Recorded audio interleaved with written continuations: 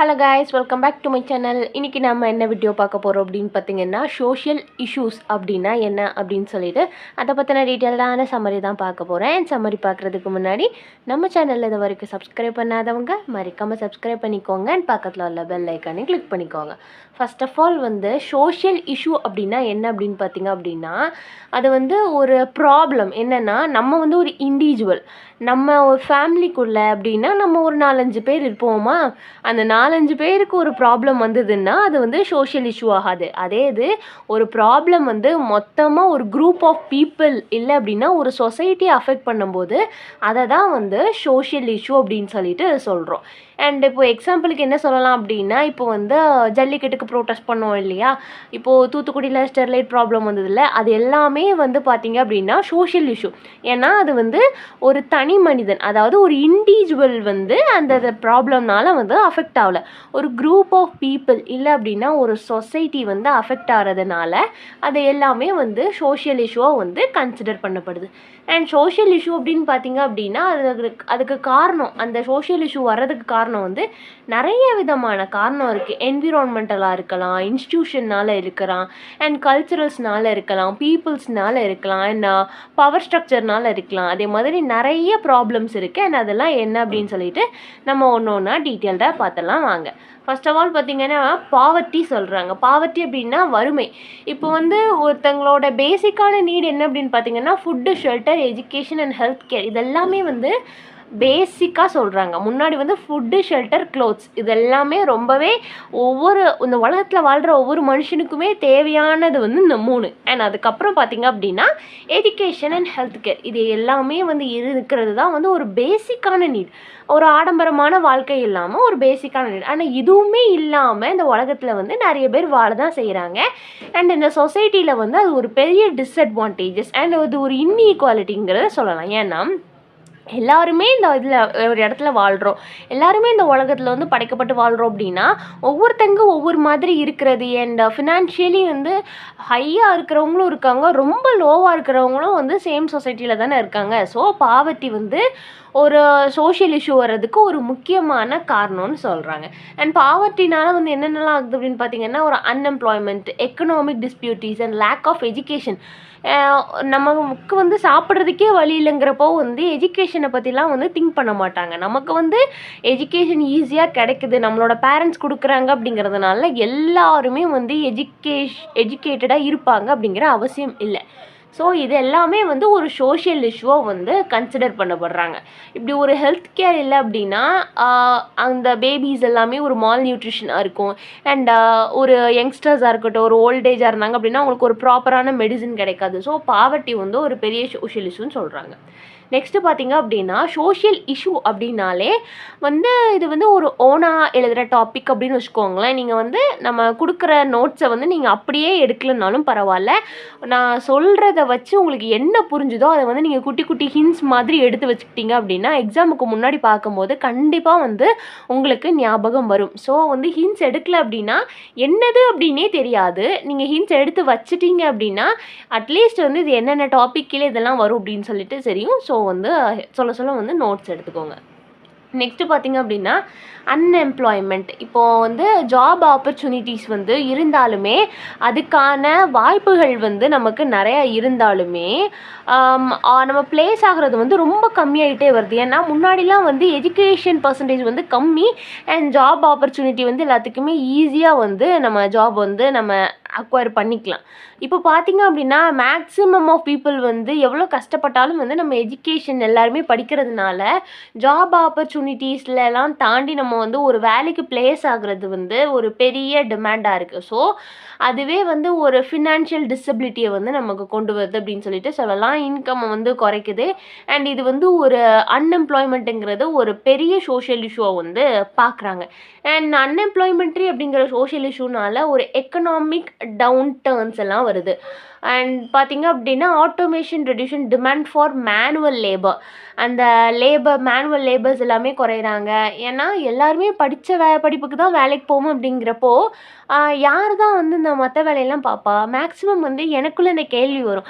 எல்லாருமே first rank தான் எடுக்கணும், எல்லாருமே வந்து ஃபஸ்ட்டு செகண்ட் ரேங்க்லாம் எடுக்கணும் அப்படின்னா யார் தான் இந்த 4th 5th ரேங்க் அண்ட் கிளாஸில் வந்து ஒரு 20 30லாம் யார் வாங்குவா? ஸோ அதே மாதிரி கேள்வி வந்து எனக்கு மட்டும்தான் வருதா இல்லை உங்களுக்கும் வருதாங்கிறது எனக்கு தெரியல. வாங்க நம்ம சப்ஜெக்ட்குள்ளே போகலாம். And automation reduction demand for manual labour, ஒரு ஸ்கில்ஸ் மிஸ்மேட்ச் ஆகுறது அண்ட் மார்க்கெட்டில் வந்து பயங்கர டிமாண்ட் ஆகுது அப்படின்னு சொல்லிட்டு சொல்கிறாங்க. அன்எம்ப்ளாய்மெண்ட்னால ஒரு மென்டல் ஹெல்த் இஷ்யூ வருது, லைக் டிப்ரெஷன் அண்ட் ஒரு வேலை இல்லை ஆனால் நம்மளும் வந்து இந்த லைஃப் ஸ்டைலை வந்து கொண்டு போய் தான் ஆகணும் அப்படிங்கிறதுனால நிறைய க்ரைம்ஸ்லாம் நடக்குது அப்படிங்கிறத வந்து சொல்கிறாங்க. யூத் எல்லாமே வந்து அன்எம்ப்ளாய்மெண்ட் ஆகுறதுனால அவங்க பிரெயின் வந்து என்ன ஆகுது அப்படின்னு பார்த்தீங்க அப்படின்னா பயங்கர டிப்ரெஷன் ஸ்டேட்டுக்கு போகுதுன்னு சொல்கிறாங்க. ஃபஸ்ட்டு பார்த்தீங்க அப்படின்னா பாவர்ட்டி, அன்எம்ப்ளாய்மெண்ட். நீங்கள் வந்து கொடுத்துருக்கிற டாபிக்ஸை இந்த வருஷப்படியாக தான் எழுதணுமான்லாம் இல்லை. சோஷியல் இஷ்யூனா என்ன அப்படின்னு சொல்லி தெரிஞ்சுக்கிட்டு நீங்கள் வந்து அதுக்கு தக்கன வந்து ஆன்சர் பண்ணிக்கலாம். அப்புறம் வந்து எஜுகேஷ்னல் இன்இக்வாலிட்டி.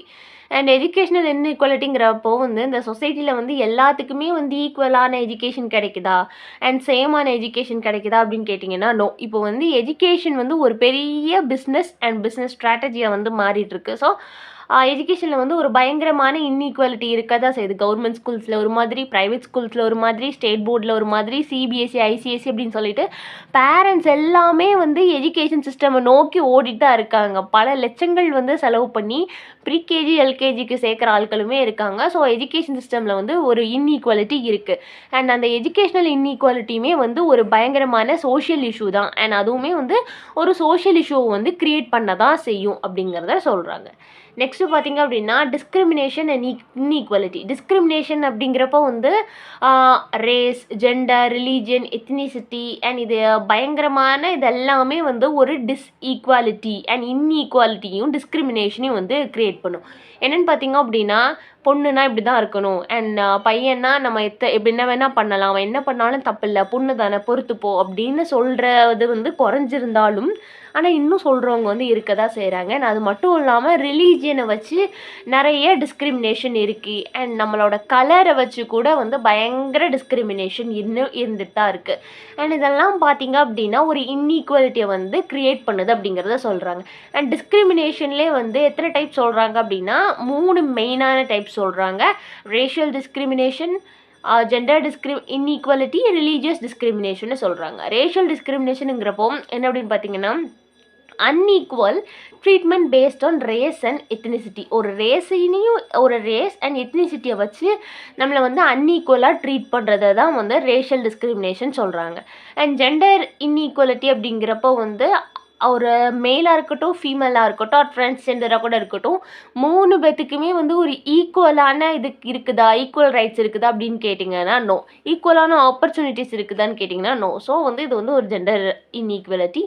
ரிலீஜியஸ் டிஸ்கிரிமினேஷன் அப்படிங்கிறப்போ வந்து ஒவ்வொரு இண்டிவிஜுவல்ஸ்க்கும் வந்து ஒவ்வொரு ஃபேத் இருக்கும் அண்ட் அந்த ஒவ்வொரு ஃபேத்துக்குமே வந்து ஒரு ப்ரீஜஸ்டிஸ் இருக்குது அப்படிங்கிறத வந்து இதில் சொல்கிறாங்க. நெக்ஸ்ட்டு பார்த்திங்க அப்படின்னா health care access. Health care அப்படிங்கிறது வந்து ஒரு மனுஷனுக்கு வந்து நம்ம ஹெல்த்து தான் வந்து ரொம்பவே முக்கியம். அண்ட் அந்த ஹெல்த் கேரை வந்து நம்ம ஒழுங்காக பார்த்துக்க வந்து நமக்கு வசதி இல்லாதப்போ வந்து அதுவுமே வந்து ஒரு சோஷியல் இஷ்யூவை வந்து க்ரியேட் பண்ணும். இப்போ எக்ஸாம்பிளுக்கு எடுத்துக்கிட்டிங்க அப்படின்னா இப்போ COVID-19லாம் வந்தது இல்லையா, அதெல்லாம் வந்து ஒரு சோஷியல் இஷ்யூ. ஏன் அப்படின்னா அது ஒரு தனி மனிதனையோ இல்லை அப்படின்னா ஒரு ஃபேமிலியோ அஃபெக்ட் பண்ணலை, ஹோல் கண்ட்ரி அண்ட் ஹோல் கான்டினெண்ட்டை அஃபெக்ட் பண்ணும்போது அதெல்லாம் வந்து ஒரு பயங்கரமான சோஷியல் இஷ்யூ. ஸோ ஹெல்த் கேருமே வந்து ஹெல்த் ஆக்சஸும் வந்து நம்மளோட சோஷியல் இஷ்யூக்கு கீழே தான் வரும். அப்போ நம்ம ஹெல்த் கேரையும் வந்து ஒழுங்காக ப்ராப்பராக வந்து ஒரு பவராக இருக்கட்டும் இல்லைன்னா பொலிட்டிக்கலாக இருக்கட்டும் ப்ராப்பராக மெயின்டைன் பண்ணுறதுக்கு வந்து அவங்க வந்து ஒரு ப்ராப்பரான ரெஸ்பான்சிபிள் எடுத்தால் தான் இதெல்லாமே வந்து கண்ட்ரோல் பண்ண முடியும்னு சொல்கிறாங்க. அண்ட் என்விரான்மெண்டல் இஷ்யூ அப்படிங்கிறப்போ என்விரான்மெண்டல் இஷ்யூவில் வந்து climatic change, resource depletion and இப்போல்லாம் வந்து நிறைய இண்டஸ்ட்ரீஸ் வருது, பொல்யூஷன் அதிகமாகிட்டு வருது, அதனால கிளைமேட்டிக்லாம் வந்து பயங்கரமாக சேஞ்ச் ஆகிட்டு வருது. அண்ட் ஒவ்வொரு டைமிங்குமே வந்து இந்த டைமிங்கில் மழையே பெய்யக்கூடாது அண்ட் பயங்கரமாக வெயில் அடிக்க வேண்டிய நேரத்தில் வந்து மழை பெஞ்சிட்ருக்கு அண்ட் மழை பெய்ய வேண்டிய நேரத்தில் மழை பெய்ய மாட்டேங்குது. இந்த சீசனில் குளிரும் அப்படின்னா அந்த சீசனில் குளிராமல் அண்ட் ஒரு 2 மாதத்துக்கு அப்புறம் வந்து அந்த சீசன் எல்லாமே குளிருது. இதெல்லாம் என்னென்னு பார்த்தீங்க அப்படின்னா நம்மளோட என்வாயன்மெண்ட்டை வந்து நம்ம பயங்கரமாக வந்து பொல்யூட் பண்ணி வச்சுருக்கோம். அண்ட் அந்த என்விரான்மெண்ட்டை வந்து நம்மளே வந்து அழிச்சிக்கிற மாதிரி. நம்ம எந்த அளவுக்கு வந்து என்விரான்மெண்ட்டை வந்து காலி பண்ணுறோமோ அண்ட் அந்த அளவுக்கு வந்து நம்மளே வந்து காலி பண்ணிக்கிறோம் அப்படிங்கிறது தான். அந்த பொல்யூஷன் எல்லாமே இது பண்ணுறதுனால ஒரு தனி மனிதன் வந்து அஃபெக்ட் ஆகலை. ஸோ மொத்த பேருமே வந்து நம்ம அஃபெக்ட் ஆகிறோம். இதோட காஸ்ட்லாம் என்னென்னு பார்த்தீங்க அப்படின்னா over pollution, urbanisation, over pollution வர்றதுனால தான் அந்த காடெல்லாம் அழித்து வந்து நம்ம வீடாக மாற்றுறோம். அண்ட் அதிகமாக பில்டிங் கட்டுறாங்க அண்ட் பில்டிங் எல்லாம் சரிஞ்சு விழுது அண்ட் இறந்து போயிடுறாங்க. அண்ட் இதே மாதிரி இண்டஸ்ட்ரியல் பொல்யூஷன், அளவுக்கு அதிகமாக வந்து இண்டஸ்ட்ரீஸ் அதிலிருந்து வர்ற வேஸ்ட்டு எல்லாமே வந்து தண்ணியில் கலக்குறாங்க. அந்த தண்ணியை வந்து நம்ம கன்சியூம் பண்ணுறோம். நமக்கு நம்மளே வந்து சொந்த செலவில் வந்து சூனியம் வச்சுக்கிறோம். என்விரான்மெண்டல் இஷ்யூஸ் எல்லாமே வந்து ஒரு சோஷியல் இஷ்யூ தான். பார்த்திங்க அப்படின்னா க்ரைம் அண்ட் வைலன்ஸ். க்ரைம் அப்படின்னா வந்து இப்போ பார்த்திங்க அப்படின்னா ஆக்சுவலி வந்து க்ரைம்னா எல்லாமே க்ரைம். வைலன்ஸ்னால் வந்து எல்லாமே வந்து வைலன்ஸில் தான் வரும். அண்ட் ஃபிசிக்கல் வைலன்ஸ் இருக்குது அண்ட் ஹராஸ்மெண்ட், செக்ஷுவல் வைலன்ஸ் இருக்குது அண்ட் செக்ஷுவல் க்ரைம் இருக்குது. இப்போது பார்த்திங்க அப்படின்னா நிறைய அடல்ட்ரி வந்து நம்ம எண்ணவே முடியாத அளவுக்கு ஒரு நாளைக்கு குறைஞ்சது ஒரு 10 கேஸாவது வந்து நம்ம நியூஸில் பார்க்கலாம். ஒரு 2-3 கேஸாவது வந்து நம்ம நியூஸ் பேப்பரில் வந்து ரீட் பண்ணலாம். அந்த அளவுக்கு வந்து அடல்ட்ரி நடக்குது அண்ட் பயங்கரமான ஹராஸ்மெண்ட் எல்லாமே நடந்துகிட்ருக்கு. அண்ட் இதெல்லாம் வந்து ஒரு தனி மனிதங்க தான் வந்து ஒரு தனி மனுஷன் அது நம்ம வந்து அந்த அந்த தனி மனுஷி தான். இப்போது இந்த செயின் ஸ்மேஷிங், ஆக்சிடெண்ட் இது எல்லாமே வந்து க்ரைம் அண்ட் வைலன்ஸ் கடையில் தான் வரும். ஒருத்தங்களை மட்டுமே பாதிக்கப்படுதுன்னா கிடையாது. அண்ட் அதனால் வந்து அவங்க ஃபேமிலி, அந்த சொசைட்டி வந்து பாதிக்கப்படுது. இப்போது அந்த க்ரைம் பண்ணுறவங்கள வந்து ரோல் மாடலாக எடுத்துக்கிறதுக்கு நிறைய சான்ஸ் இருக்குது. அவங்கள வச்சு அவங்க பாதையில் வந்து அவங்களுக்கு பின்னாடி தொடர்ந்து வர்றதுக்கு நிறைய சான்சஸ் இருக்குது. ஸோ இது எல்லாமே வந்து க்ரைம் அண்ட் வைலன்ஸ் கிட்டே தான் வரும். இப்படி க்ரைம் அண்ட் வைலன்ஸ் வந்துகிட்டே இருந்ததுன்னா என்ன ஆகும் அப்படின்னு பார்த்தீங்கன்னா அந்த சொசைட்டியே வந்து ஒரு அன்ஃபேரான, அன்ஜஸ்டிஸான சொசைட்டியாக மாறுறதுக்கு கூட வாய்ப்பு இருக்குது. அண்ட் இந்த இடத்துலலாம் வாழவே முடியாது அப்படிங்கிற நிலைமைக்கு கூட போகலாம். இதெல்லாம் என்ன கொண்டு போய் நிறுத்தும் அப்படின்னு பார்த்தீங்கன்னா பாவர்ட்டி, அன்எம்ப்ளாய்மெண்ட் அண்ட் இதெல்லாம் பயங்கரமாக ஆகும். And substances abuse. இந்த க்ரைம்னால என்ன அப்படின்னு பார்த்தீங்க அப்படின்னா குட்டியோண்டு பையனாக இருப்பான், அவன் கையில் பார்த்திங்க அப்படின்னா தேவையில்லாத நிறைய சிகரெட்ஸாக இருக்கலாம் அண்ட் ட்ரக்ஸாக இருக்கலாம். அதே மாதிரி நான் எல்லாத்தையுமே சொல்ல வரல, இந்த நாட்டில் வந்து அப்படி தான் வந்து எல்லாருமே வந்து போய்கிட்டு இருக்குது அப்படிங்கிறத வந்து நான் சொல்ல வரேன். எல்லாத்தையுமே வந்து நம்ம குறை சொல்லிட முடியாது. எல்லாருமே வந்து நல்லவங்களும் கிடையாது இல்லையா? அதை வந்து நான் எக்ஸாம்பிளுக்கு தான் சொன்னேனே தவிர யாரையுமே வந்து நான் மென்ஷன் பண்ணி சொல்லலை. அண்ட் சப்ஸ்டன்சஸ் அப்யூஸ் நான் சொன்னேன் இல்லையா? சப்ஸ்டன்சஸ் அப்யூஸ் அப்படிங்கிறப்போ ட்ரக்ஸ், ஆல்கஹால் அண்ட் எக்ஸெட்ரா நம்ம வந்து ஒரு விஷயத்துக்கு வந்து கண்டினியூஸாக அடிக்ட் ஆகிட்டே இருக்கோம் அப்படின்னா அதை வந்து சப்ஸ்டன்சஸ் அப்யூஸ் அப்படின்னு சொல்லிட்டு சொல்கிறாங்க. இது வந்து நம்மளோட ஹெல்த் அஃபெக்ட் பண்ணும், ஃபேமிலிஸ் அஃபெக்ட் பண்ணும் அண்ட் கம்யூனிட்டிஸ் அஃபெக்ட் பண்ணும். இப்போ வந்து ட்ரிங்க்ஸ் பண்ணிவிட்டு வந்து ஒருத்தங்க பைக் ஓட்டிகிட்டு போகிறாங்க அப்படின்னா மேக்ஸிமம் ஆக்சிடெண்ட் ஆகிறதுக்கு நிறைய சான்சஸ் இருக்குது. அவங்க தான் ட்ரிங்க்ஸ் பண்ணி தண்ணி ஓட்டிகிட்டு போகிறாங்க, அவங்க கீழே விழுந்தால் ப்ராப்ளம் இல்லை. ஆனால் அவங்க இன்னொருத்தங்களை இடித்து அவங்களெல்லாம் அவங்க தள்ளி விடுறாங்க. ஸோ அவங்களால அவங்க ஃபேமிலி இது எல்லாமே வந்து ஒரு சொசைட்டி ஸ்பாயில் ஆகுது. ஸோ சப்ஸ்டன்ஸ் அப்யூஸ் வந்து நிறைய நடந்துகிட்ருக்கு. ஸோ யாருமே வந்து இதே மாதிரி அப்யூசஸ்க்கெலாம் வந்து அடிமையாகாமல் நம்ம ப்ராப்பராக இருக்கணும். நெக்ஸ்ட்டு பார்த்திங்க அப்படின்னா பாப்புலேஷன் க்ரோத். ரேப்பிடாக பாப்புலேஷன் வந்து கண்ணா பின்னான்னு ஏறுறதுனால நமக்கு வந்து ஒரு இன்ஃப்ராஸ்ட்ரக்சர் கிடைக்கிறது இல்லை அண்ட் ப்ராப்பரான ஹவுசிங் இல்லை, எஜுகேஷன் இல்லை, ஹெல்த் கேர் இல்லாமல் வந்து போகிறதுக்கு நிறைய வாய்ப்புகள் இருக்குது. ஸோ ரேப்பிட் க்ரோத் பாப்புலேஷன் வந்து அதிகமாக வந்து ஆகிறதுனால அதுவுமே ஒரு சோஷியல் இஷ்யூவாக வந்து கன்சிடர் பண்ணுறாங்க. ஏன்னா நாளாக வந்து மனுஷங்க வாழ்கிறதுக்கு இடம் இருக்குமா அப்படின்னு கேட்டிங்க அப்படின்னா தெரியலைங்கிறது தான் பதில். அண்ட் மனுஷங்க வாழணும் அப்படிங்கிறதுனால நம்ம வந்து காடெல்லாம் அழித்து வந்து வீடாக்குறோம். அண்ட் அப்போது மழை தண்ணிக்கெல்லாம் நம்ம எங்கே போகிறது அப்படின்னு தெரியல. ஸோ பாப்புலேஷன் க்ரோத்துமே வந்து ஒரு அன்எம்ப்ளாய்மெண்ட்ரி, பாவர்ட்டி அண்ட் இதெல்லாம் வந்து மாற்றலாம். அண்ட் அந்த பாப்புலேஷன் க்ரோத்துனால நம்ம இந்த நிலைமைக்கெலாம் வரலாம் அப்படிங்கிறத சொல்லியிருக்காங்க. அண்ட் இதுவுமே ஒரு சோஷியல் இஷ்யூவாக வந்து கன்சிடர் பண்ணப்படுது. Mental health issue mental health issue அப்படின்னு பார்த்தீங்க அப்படின்னா டிப்ரெஷன், ஆன்சைட்டி, சூசைட் பண்ணணும் அப்படின்னு தோன்றது.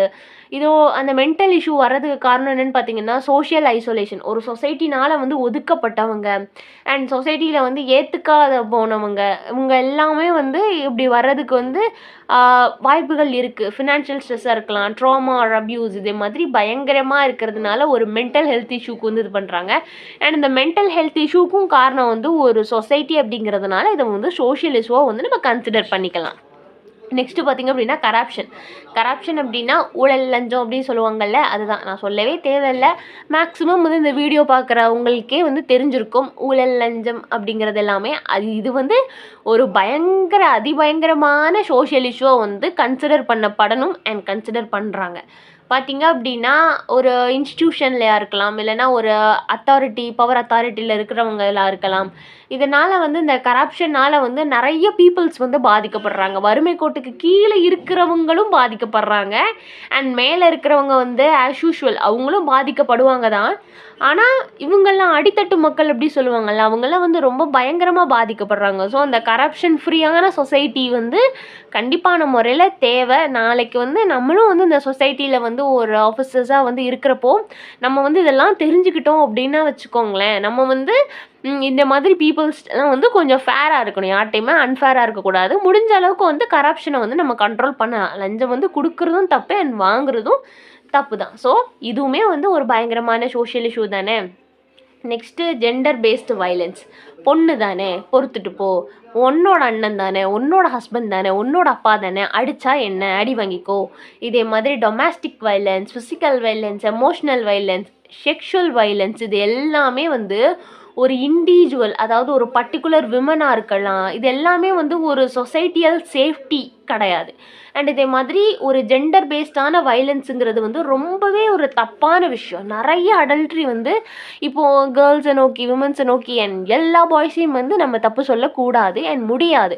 அண்ட் நான் செய்கிறவங்க வந்து செஞ்சுட்டு தான் இருக்காங்க. ஸோ அதெல்லாம் வந்து ஒரு பயங்கரமான சோஷியல் இஷ்யூ அண்ட் தண்டனைகள் வந்து கடுமையான வந்து தப்புகள் குறைக்கப்படும். அதே மாதிரி வந்து இதெல்லாமே வந்து ஒரு பெரிய சோஷியல் இஷ்யூ தானே. ஜெண்டர் வைலன்ஸ் அப்படிங்கிறது வந்து நான் வந்து ஹஸ்பண்ட், நீ வந்து என்னோடய ஒய்ஃப், எனக்கு கீழே தான் நீ அப்படின்னு சொல்லிட்டு இருக்கக்கூடாது. நான் வந்து பையன், நான் என்ன பண்ணாலும் தப்பு கிடையாது, நீ ஒரு பொண்ணு, நீ என்ன பண்ணாலும் தப்பு அப்படிங்கிறதெல்லாம் வந்து இருக்கவே கூடாது. அதெல்லாமே வந்து ஒரு இல்லிட்ரேட்க்கு அண்ட் எஜுகேட்டடுக்கு இதெல்லாம் வந்து இருக்கவே கூடாது. ஸோ இதெல்லாம் வந்து ஒரு பயங்கரமான சோஷியல் இஷ்யூ. நெக்ஸ்ட்டு பார்த்திங்க அப்படின்னா இதே மாதிரி பயங்கரமான சோஷியல் இஷ்யூஸ் எல்லாமே இது சின்ன சின்ன இஷ்யூவெல்லாம் கனெக்ட் ஆகி அண்ட் ஒரு இஷ்யூ வந்து ஒரு பர்டிகுலர் பர்சன், ஒரு இண்டிவிஜுவலை வந்து அஃபெக்ட் பண்ணுற வரைக்கும் வந்து அது வந்து ஒரு ப்ராப்ளம், ஒரு இஷ்யூவாக தான் இருக்குமே தவிர வந்து அது சோஷியல் இஷ்யூவாக மாறாது. எப்போ ஒரு இஷ்யூ வந்து ஒரு குரூப் ஆஃப் பீப்புள், அதாவது நிறைய பீப்புளையோ இல்லைன்னா ஒரு சொசைட்டியோ அஃபெக்ட் பண்ணுதோ அதை வந்து நம்ம சோஷியல் இஷ்யூவாக வந்து கன்சிடர் பண்ணப்படுது. ஸோ இவ்வளோ தான் சோஷியல் இஷ்யூ அப்படின்னா என்ன அப்படின்னு சொல்லிட்டு. அண்ட் சம்மரியில் வந்து எதாவது டவுட் இருந்ததுன்னா மறக்காமல் கேளுங்க. அண்ட் பார்த்திங்க அப்படின்னா நம்ம என்னென்னலாம் பார்த்தோம் அப்படின்னு சொல்லிட்டு நான் ஒரு தடவை ரீகால் பண்ணுறேன், நோட்ஸ் எடுத்துக்கோங்க. ஃபஸ்ட்டு வந்து பார்த்திங்க அப்படின்னா பாவர்ட்டினா என்னென்னு தெரியும். Unemployment, education inequality, discrimination inequality, health care access, environmental issues, crime and violence, substances abuse, population growth, mental health issue, corruption, gender based violence and அவ்வளோதான். அண்ட் இதில் ஏதாவது டவுட் இருந்ததுன்னா மறக்காமல் கேளுங்க. வேறு ஏதாவது போம் நாவலுக்கு சம்மரி வேணும்னா அதையும் கேளுங்க. தேங்க்ஸ் ஃபார் வாட்சிங் and subscribe for more videos.